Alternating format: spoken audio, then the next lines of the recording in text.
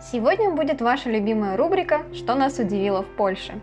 И мы расскажем вам о 5 непривычных для нас вещах, которые после переезда показались нам необычными или удивительными. Но прежде чем мы продолжим, не забудьте подписаться на канал и нажать на колокольчик, чтобы не пропустить новые видео. Универсальное обращение «пан», «пани». В польском языке есть универсальное обращение к незнакомому человеку «пан» к мужчине, «пани» к женщине.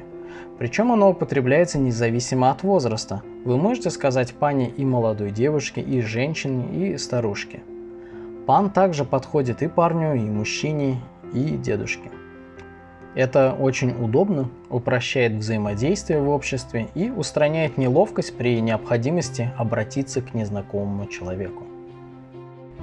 Это особенно заметно после того, как приезжаешь жить сюда из русскоязычной страны. На текущий момент в русском языке нет универсального общеупотребительного обращения к незнакомому человеку.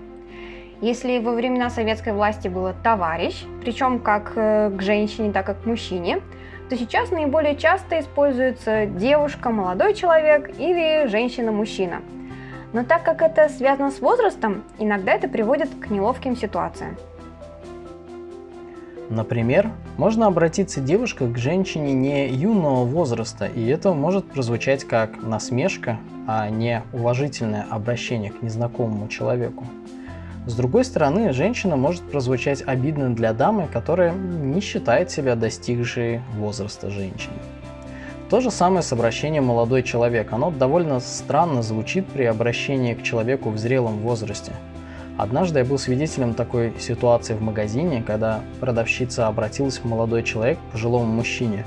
Было видно, что он не совсем понял, в каком контексте это было сказано, но уточнять не стал. Реже требуется паспорт. В Польше, по сравнению с Россией, не так часто требуется документально удостоверить свою личность. Первое время мы везде с собой носили копии документов, как в туристической поездке, и все ждали, что кто-то их может проверить. Но после того, как мы получили карту по быту, то стали носить с собой ее. На ней, так же как и в паспорте, есть фотография, еще она довольно компактного размера, примерно как водительское удостоверение. Вообще случаев, когда она нужна, не так много.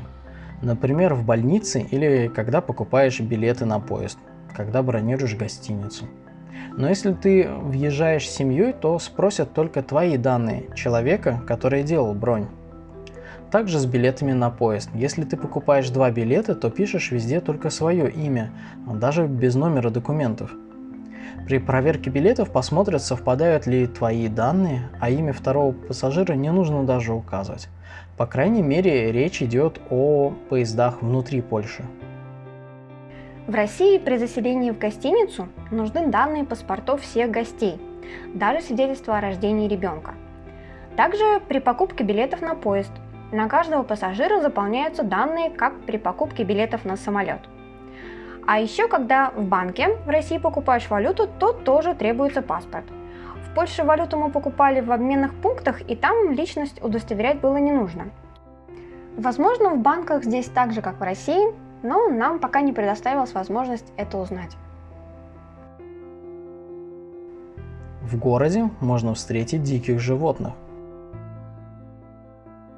Краков – второй по величине город в Польше, но при этом здесь можно встретить кабанов, белок, зайцев, косуль прямо на окраинах города. Сообщения о кабанах довольно часто появляются в местных масс-медиа. Последний раз мы читали, что они обосновались на одной из детских площадок. Если летом гуляешь в лесу, то лучше ночью без надобности не задерживаться, потому что повсюду видны кабаньи тропинки и следы, а с наступлением сумерек они на эти тропинки выходят. Одного такого небольшого кабана мы видели с другом, когда ночью катались на велосипедах. Но кабаны не ограничиваются лесами и лесопарками и часто заходят прямо в город, разрывая газоны. А в пригороде Вроцлава как-то кабан даже ворвался в жилой дом. Совсем недавно муж видел зайца, когда задержался на работе и возвращался поздно домой. Сначала он подумал, что это маленькая собака, но потом стало ясно, что это по лужайке перед офисом бегает заяц. Также зайца мы видели посреди дня во Вроцлаве. Это был довольно оживленный район, хоть и не центр. А в пригородах можно увидеть косулю или лисицу, проезжая по дороге на машине или автобусе. Очень непривычно, что летом после дождя, помимо дождевых червей, на дорожке выползают огромные улитки и слизняки. А еще очень много певчих птиц, которых обычно можно услышать только в лесу. Особенно это заметно весной и летним утром. Очень громкие сирены служебных машин. В Польше по сравнению с Россией сирены скорой помощи, полицейской и пожарной машин громче. Особенно это заметно для машин скорой помощи. Если она проезжает рядом, то звук близок к болевому порогу и слышно ее еще издалека.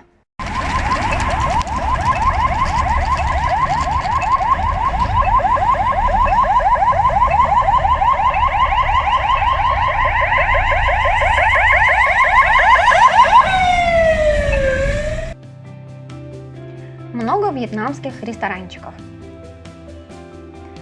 В Кракове очень популярны вьетнамские ресторанчики. Наверное, в каждом районе есть подобное кафе, и при желании попробовать такую еду возможность будет всегда. Даже когда мы ездили посмотреть Олькуш и Неполомница, небольшие города рядом с Краковом, там тоже были свои вьетнамские ресторанчики, в одном из которых мы пообедали. Нам нравится вьетнамская кухня, потому что не нужно долго ждать, ассортимент примерно похожий, она вкусная и сытная. Интересно спросить наших зрителей, что вы думаете об этой кухне. Напишите нам в комментариях, мы с удовольствием прочитаем ваши впечатления и мнения. Если понравилось, подписывайтесь на канал, ставьте лайк. До встречи!